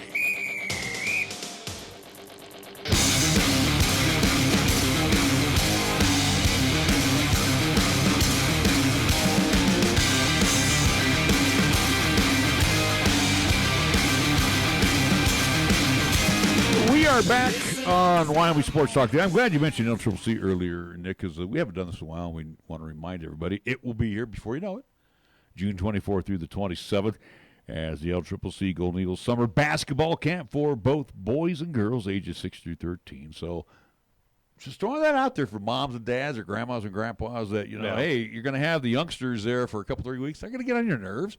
Send them out to LCCC, the gymnasium. Send them out to the rack for $125. Leave them there. Yeah, for the 4-day camp. And again, the junior camp, ages 6 through 9, will introduce the fundamental skills of basketball in the areas of offense and defense. The intermediate camp, ages 10 through 13, is designed to develop the basic skills of the game and introduce more advanced team and individual skills. All camp activities will be conducted by the men's and women's coaching staff at LCCC, including head coach Jason Ficka and Brian Ortmeyer. The Golden Eagles men's and women's basketball players also going to be there on hand to assist as well. And for more information, go to the website. Yeah, go LCCC.com, which you apparently can't figure out. But regarding that as well, again, the summer camps at least happening. Also, to a lot of high schools around Cheyenne, Southeast, and Central, also to hosting a lot of summer camps as well. Kind of tune into their social medias, or at least get in contact with those head coaches. For instance, South at least posted a whole bunch of regarding boys and girls basketball summer camps coming up, golf as well. I do believe volleyball. So again, at least respective high schools putting up a lot of their camps, so just kind of keep in tune as we got a lot happening for the youth in town to kind of get those skills developed by the older, at least, student athletes here in the city of Cheyenne. Regarding LCCC as well, too, something that at least we'll coordinate and something that we'll address here, at least for tomorrow's show. We will have one guest on, but we are coordinating right now with LCCC on a potential big announcement that might be happening out there in LCCC with one of the athletic programs. So we're excited to hopefully get that at least squared away sometime tomorrow on tomorrow's show. So again, at least, something for folks to tune in of a big, very important announcement coming out of LCCC out of one of the athletic programs. And we're very excited to hopefully. Does that mean we've been renewed for the next season? That's up to you. That's up to A.D. Clark Rasmussen. So. Well, I thought that was the big announcement, that we had been renewed for another year. I'll make that. I thought we were that damn good. I'll say that again without keeping it hush on this other announcement. But again, we're keeping this a little quiet to out of respect of entities out there at LCCC who want to announce this tomorrow on their terms. So, but again, looking forward to this big announcement that's going to be happening out of LCCC. So. Okay, the next year trying to, tease everybody. That's what we call a teaser in the business. Yeah, why not? It gets people to tune in, right? That's right. It's as simple enough as that. St. Louis last night tied the Western Conference Finals. What happened last night is what I said was going to be the downfall of San Jose. That should have been game one. That should have been game one with San Jose coming off that big series with the Avs. But no. No, I think San Jose has proven that in game ones they do good on back-to-back nights. Again, you saw what happened Game 7 of Vegas. Game 1 against Colorado Avalanche at home, they took care of business. Game 1 here after going 7 against the Avs, taking care of business there. So it doesn't surprise me. But Game 2, though, 4-2 advantage for the Blues, where they tie up that Western Conference Final 1-1. What I talked about yesterday about this series where St. Louis would have at least any prayer is more so of at least San Jose shooting themselves in the foot and not showing up with any offense. And that's basically what happened. If San Jose just purely did not show up, they had difficulty that entire night, only netting 2 goals, and that was at least all coming in the second period. San Jose, they're going to rebound from this heading back to St. Louis. Would not shock me if San Jose picks up Game 3 and gets that win on the road. This is a team that has won on the road, whether it was Vegas, whether it was in Denver, can certainly do it here in St. Louis. But Sharks, though, it's a team that needs to avoid shooting themselves in the foot and find more opportunities. Again, we saw where that offense struggled against Colorado, trying to find some shots.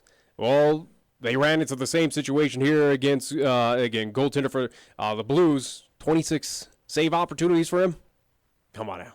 You got to find a little bit more ways to get to the net than that if you want to win. I mean, especially at home. I was shocked last night at the Tank how, I don't want to use the word uninspired, but they just... This was the team that should have lost to the Avalanche. You know what I'm saying? This should have been the Game 7 loss to the Avalanche. Not really. They just didn't play Shark hockey last night. They just looked out of sync. Well, and Jones as well, too, allowing 4 goals off of 25 save opportunities. Again, he needs to play a little bit at least better than that, but he's had those nights where he's allowed multiple goals, and at least the Sharks' offense can pick it up.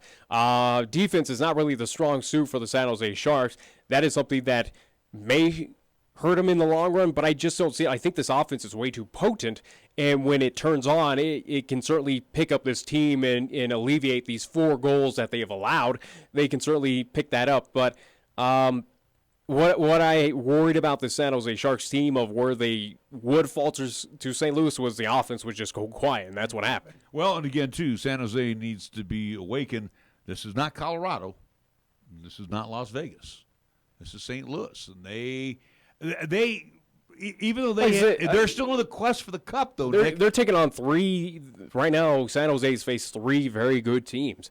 Colorado certainly gave it all to Calgary, pushed to the brink against San Jose to Game 7. Vegas, who I thought was still the best team, had a chance to make it to the Stanley Cup final. Again, they upended them. Granted, in both of those series, there were questionable calls in Game 7s, but that's neither here nor there. This one, St. Louis made short work of Winnipeg.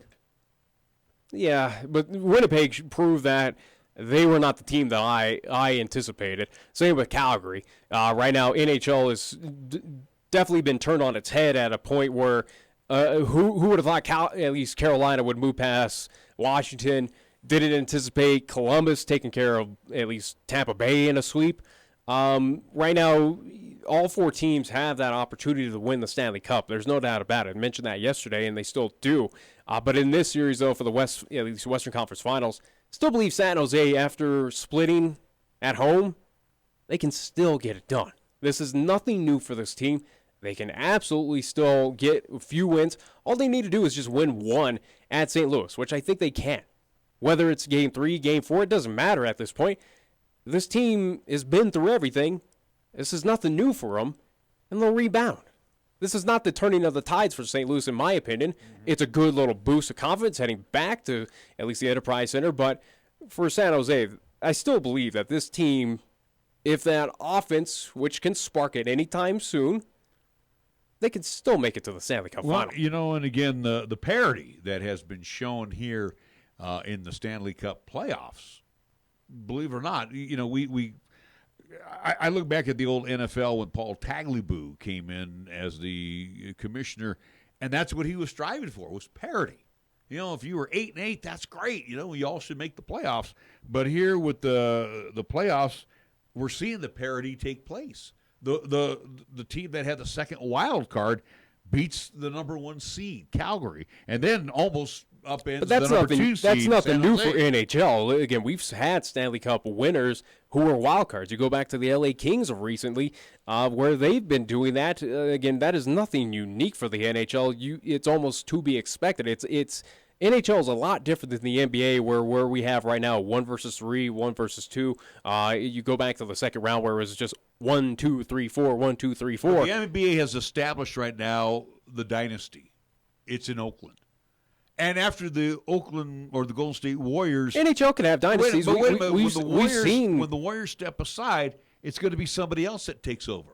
Now, whether it's the Lakers, whether it's Boston, whether it's Philly coming back to prominence, or I think in the NHL right now, you just have a splash of good talent in multiple teams, and that's what you're seeing right now. I think there's a lot of parity right now in the NHL. It's not a matter of the points. That's fine with me. I think with hockey fans in general, that's what you want is, yeah, you don't have those dynasties as much as they are fun. It does happen in hockey.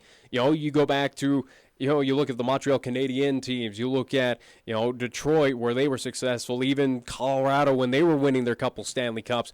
As much as I don't know if I call that a dynasty, but you see where teams do find that success multiple times. You know, I look at the teams that were dynasties back in the day. The Islanders, when Billy Smith was the netminder. You look at the Edmonton Oilers when Gretzky was there. Mm-hmm. You look at the Penguins. They were trying to do a couple of dynasties back in the day with Mario Lemieux, and then most recently with the team that they had before. Crosby, with Crosby. So Philly had that little run where they way back in the day with Bobby Clark. You know, there's always NHL's had its dynasties, but right now I think it's different now. And maybe it was something with Vegas getting into the league where again now we're seeing a splash of talent all over the place, and it is anyone. It certainly, as we are seeing right now, it certainly is. Where we had Washington winning it last year, did not expect that. Now we're going to see a new champion this year, and possibly for the first time ever with San Jose or St. Louis hoisting the cup. It's a legitimate possibility, but I think right now, for me, granted, as a fan, I get the gripe in NBA of where outside of Golden State, being a Golden State fan, you hate these dynasties. You hate where Golden State was. You hate where Miami was, San Antonio, blah, blah, blah. It happens a lot. It feels like in the NBA, that happens a lot more than it does in the NHL, where you're seeing more and more dynasties that go on for years. Again, the 3-peat, the 4-peat, 2-peat, whatever it may be. That seems more commonplace than what the NHL has kind of been. The team that was close to being the dynasty of the 2010s was the Blackhawks. Yeah. But they've been inconsistent. They're up. They went from first to worst. Yeah. So they were trying to make a run at it, but really nobody in this decade has really said, hey, you know what? We're the team of this decade. I think what this is just, and again, as I've been talking about it, I think with the NHL, you're seeing right now, and this goes back to the minor league systems, you're seeing that a lot of these minor league teams and a lot of these at least with the NHL, these teams have good talent up and down their rosters. That everyone is pretty much competitive. And I think that's a good thing right now, where everyone does have a shot. There are your outside fringes of the LA Kings who did pretty bad, and others to be named, again, the Chicago Blackhawks. Even Anaheim had one of Anaheim's aging. The thing with the Ducks right now, even though right now the promising thing for the Anaheim Ducks is that the San Diego Gulls are competing with the Chicago Wolves right now for the Western Conference Finals in the Calder Cup. So the Gulls, which are the AAA team of the Anaheim Ducks, that's showing that they have talent. It's good news for Vegas as well, too, an expansive franchise where your AAA team, the Chicago Wolves, as well are competing right now. They're still advancing in the Calder Cup playoffs down there in the AAA division. But it shows me that teams, or at least these younger teams, these teams that do bring up those farm systems, get those, it's different than the NBA of, hey, let's sign this big-name player and it's going to ultimately just change our fortunes. No, it is definitely of, let's develop, bring them up through the system, and these young talent are ready to rock and roll. And they're ready to do special things with these teams. And you're seeing the older veteran teams, like, for instance, a Pittsburgh, exited out early. Anaheim couldn't make it. The only difference right now, I think, is San Jose. San Jose has a lot of veteran, but they have a few old aging vets, but they've kind of bolstered with some young talent as well, too. Well, I thought Vegas was going to be that same way, too, especially from the expansion draft. They did get some older veterans. It paid off. Again, it got them to a Stanley Cup final and got them to the playoffs this year. Yeah. 2 years where I think we're living in Vegas where the expectations out there for this team is it's going to be a long process for successful hockey in Sin City. No, out of the gates, here we are, Stanley Cup final. They were a few wins away from hoisting that cup for the first time in franchise history, which was their first year in existence. Well, of course, Vegas stepped on the ice last year, in their initial season, I should say, when things were pretty bad in Vegas after the shootings. Yeah. So, that's what the team rallied. That's what the city and the team rallied around that and kind of gave them that extra inspiration. You look at the Raiders when they move out to Vegas. I don't want to say that the Golden Knights are going to be an afterthought, but you know what? No, when the Raiders are out there, they're expected to win. When they step foot into Vegas, they're expected to win. In that crowd out there in Las Vegas, granted, you are dealing with a lot of transplants that might not adopt the Las Vegas Raiders, or again, you're talking about a fan base that is split hairs between whatever team that was close by, and again, a lot of them do focus down south to the L.A., whether it is Chargers or the Rams. And some folks still look at them as the L.A. Raiders. Possibly as well, too. But, I mean, for the Oakland / now going to become the Las Vegas Raiders, would they be expected to win? I don't think that fan base out there is going to say, yes, you got to win, or we're just not going to go and show up to this brand-new billion-dollar stadium. I don't think so. I really don't. Again, that's a fan base out there in Las Vegas that sat back and said, for our professional hockey team, we don't expect them to be competing in the playoffs anytime soon. We knew it was going to be a build-up franchise that was going to take some time. Well, they hit the ground running. And I don't think expectations for football coming up are going to be anything different for the Oakland, at least for the Las Vegas Raiders coming up in 2020. See, I disagree with you because the Raiders are a storied history. They're not good right now. I don't think change of scenery is going to change. They put a record out like they did last year. The fans aren't going to come.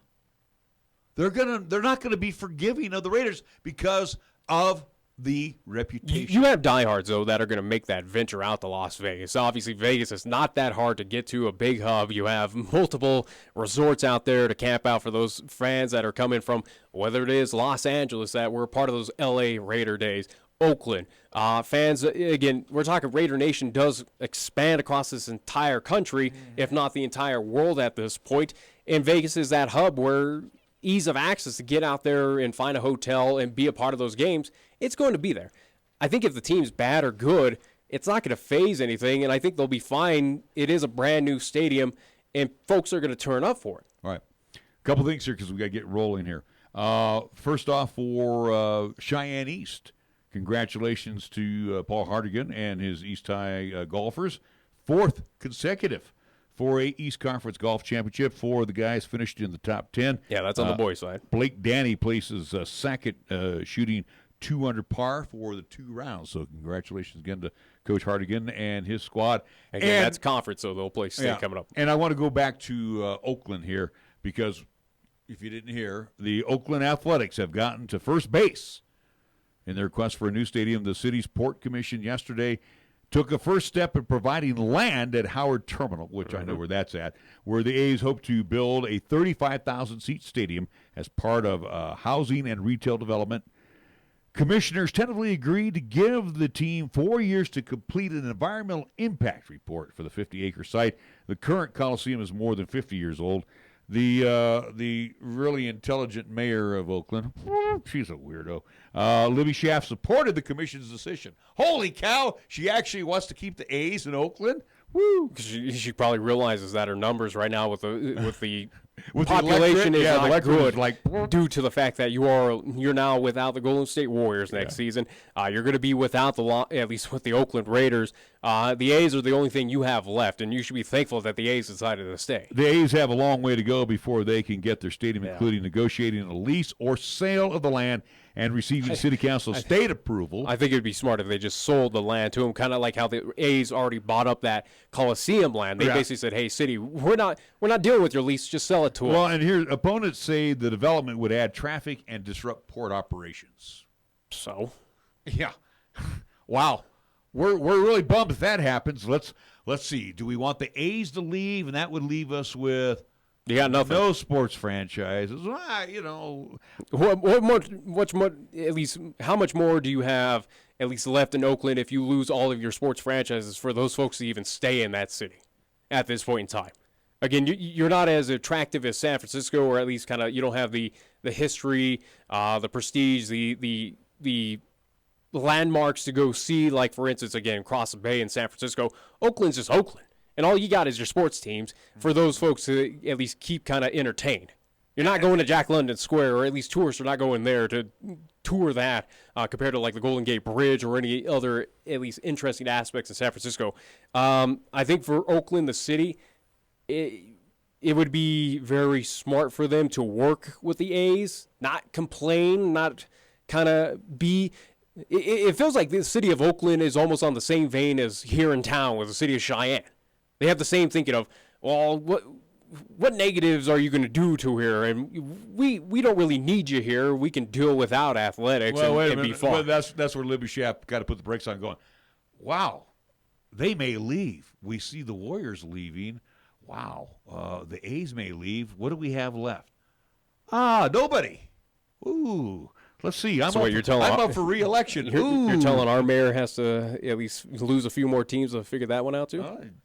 She may not get re-elected either in 2020. Who knows? So.